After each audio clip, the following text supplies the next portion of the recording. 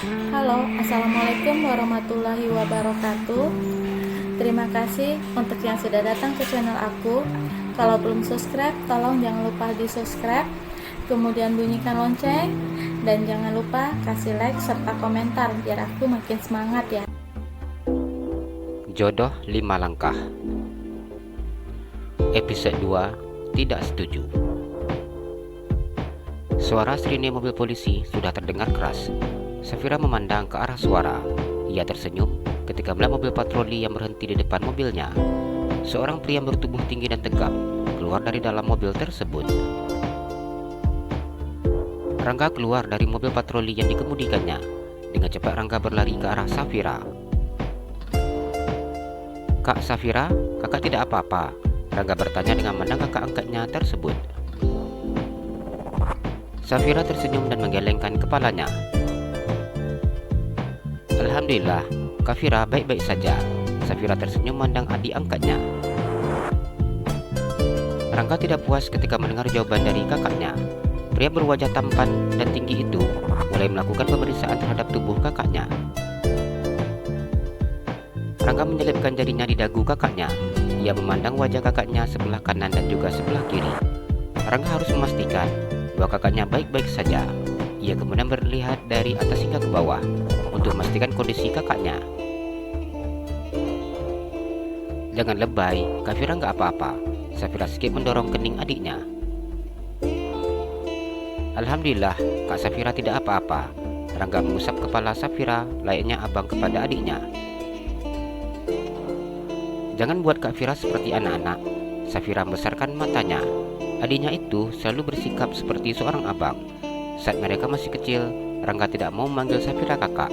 Ia merasa dialah yang paling besar. "Aku sangat mencemaskan Kak Safira."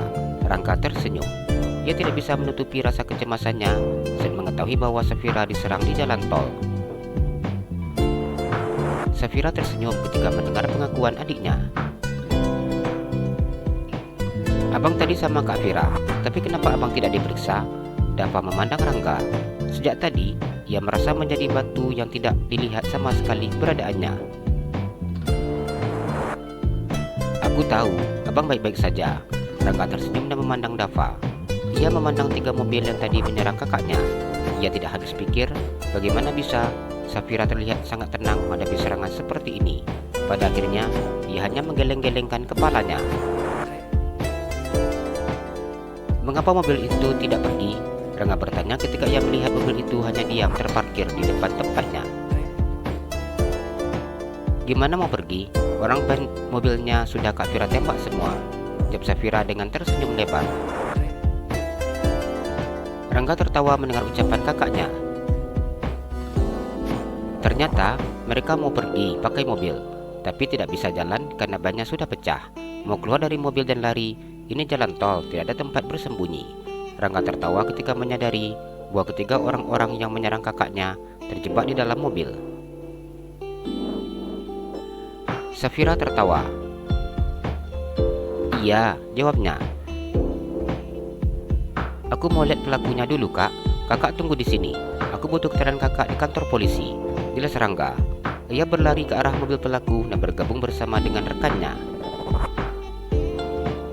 Saat ini mobilnya dan juga 2 mobil rekannya sudah dikepung polisi. Pria yang mengemudikan mobil itu terpaksa harus keluar dari mobil dan menyerahkan diri. Tangannya terasa begitu sangat sakit dan pedih ketika timah panas itu bersarang di lengannya. Ia tidak menyangka bahwa sasaran diperintahkan untuknya bukanlah orang biasa. Pria itu merasa terjebak sendiri ketika dirinya tidak bisa berbuat apa-apa. Ingin keluar dari dalam mobil, namun sekarang keberadaannya sedang di jalan tol. Kemanapun ia pergi, sudah pasti tidak akan bisa bersembunyi. Sedangkan mobil miliknya sudah tidak bisa lagi untuk dijalankan karena kedua ban depannya sudah pecah. Pada akhirnya, pria itu hanya bisa pasrah menerima nasibnya. Mereka hanya bisa pasrah ketika polisi menangkap mereka. Mereka hanya menundukkan kepalanya menerima kegagalan yang dihadapinya. Kesembilan pria itu diringkus polisi dengan sangat mudah tanpa perlawanan. Kesembilan tersangka dibawa naik ke dalam mobil patroli.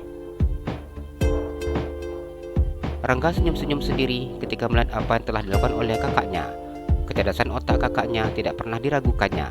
Dalam kondisi seperti ini, kakaknya masih bisa berpikir bagaimana caranya agar para pelaku tetap hidup namun tidak bisa berbuat apa-apa.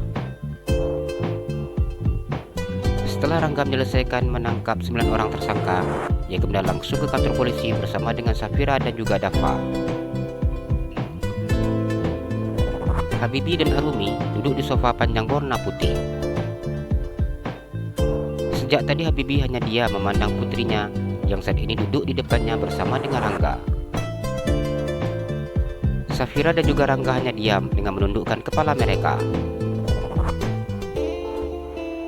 Melihat raut wajah pipi Habibie, Rangga sudah bisa membaca bahwa pipinya saat ini sedang marah. Bila sudah seperti ini, maka Rangga akan bingung sendiri. Pipi sudah katakan, tidak usah mengambil profesi pengacara. Lihat apa yang telah terjadi. Selama Vira menjadi pengacara, peristiwa seperti ini sudah terjadi 3 kali. Habibie marah. Sampai saat ini jantungnya masih berdegup tidak beraturan. Kabar putri kesayangannya yang diserang di jalan tol membuat dirinya begitu sangat panik. Tapi Vira nggak apa-apa, Pi, jawab Safira dengan sedikit tersenyum. Iya, Pi, Kak Safira bisa mengatasi permasalahan itu. Rangga membela kakaknya. Kalian jangan ada yang membela dia, Habibie berkata dengan sangat marah. Arum nggak bela, Mas. Cuma Mas itu jangan marah-marah. Mas harus sabar. Arumi mengusap-usap dada suaminya. Mobil Vira sudah anti peluru. Itu mobil pemberian Pipi. Vira juga punya senjata untuk melindungi diri. Seperti yang Pipi lihat, Vira berhasil mengalahkan musuh Vira. Pi, Safira tersenyum menjelaskan dengan bangga. Wajah Habibie semakin merah ketika mendengar apa yang disampaikan oleh putrinya. Mas jangan marah-marah. Mas harus sabar. Arumi kembali mengusap dada suaminya. Sabar, sabar, adik bilang. Seperti ini tingkah Safira disuruh sabar. Habibie sangat menyayangi putrinya. Pria itu tidak ingin putrinya mengalami peristiwa seperti ini. Bahkan dirinya begitu sangat takut bila membayangkan apa yang terjadi pada putrinya bila permasalahan seperti ini terjadi lagi. Dalam kasus ini, Kak Safira tidak bersalah, Pi. Kak Vira melindungi diri. Kami pihak kepolisian sudah bertanya secara langsung. Kak Vira sudah memberi keterangan serta informasi secara langsung. Apa yang dilakukan oleh Kak Vira murni untuk membela diri, jawab Rangga. Bila Vira memilih bekerja di perusahaan Pipi, sama saja, pasti hal yang seperti ini terjadi juga. Sehingga bisnis Pipi, pasti ada yang tidak suka dengan Vira. Safira berusaha untuk membela dirinya. Ia tidak ingin Pipinya menghalangi niatnya untuk menjadi seorang pengacara. Iya, Mas, Vira benar. Apa yang dilakukan oleh Vira itu untuk melindungi dirinya, Mas. Mas bayangin saja, dia bisa mengalahkan 3 mobil yang mengejarnya tanpa masalah. Caranya juga sangat manis, Mas. Arumi membujuk. Bisa serangan jantung, Mas, kalau kayak gini modelnya. Habibie beranjak dari duduknya dan pergi meninggalkan istri dan juga anak-anaknya. Arumi dia memandang Safira. Sebagai seorang ibu, ia tidak ingin putrinya mengalami hal seperti ini. Namun Arumi juga tidak bisa melarang apa yang menjadi cita-cita putrinya. Mi, Vira nggak salah, Mi. Vira bela diri, Mi. Safira memandang miminya. Iya, Mimi tahu. Tapi ini profesi memang sangat berbahaya. Kalau bisa mundur dari profesi ini, saran Arumi. Safira menggelengkan kepalanya.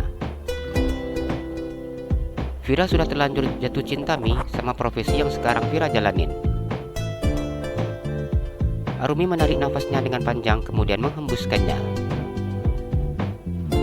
Ya sudah, Mimi mau ngomong dulu sama Pipi. Ia seakan sudah tidak tahu lagi harus berkata apa-apa. Pada akhirnya, Arumi pergi meninggalkan Rangga dan juga Safira. Ia menyusul suaminya yang sudah lebih dulu ke kamar. Rangga hanya diam saat mendengar apa dikatakan oleh Mimi Arumi. Dirinya juga tidak menyetujui dengan profesi yang dijalani oleh Safira. Kenapa sih nggak ada yang mau dukung Kak Vira? Safira memandang Rangga. Bukannya nggak mau dukung Kak Safira, tapi kita semua sayang Kak Safira. Kami sangat mencemaskan kakak. Kalau memang ingin melakukan pekerjaan ini, jangan ambil kasus yang berbahaya Kak, usul Rangga. Safira memandang Rangga dan mengerutkan keningnya. Apa menurut Rangga, kakak hanya boleh mengambil kasus ayam yang hilang saja? Tanyanya. Salah lagi, batin Rangga. Jalan-jalan ke Pekanbaru, jangan lupa beli sepatu. Kalau kamu suka channel aku, please subscribe aku. Terima kasih.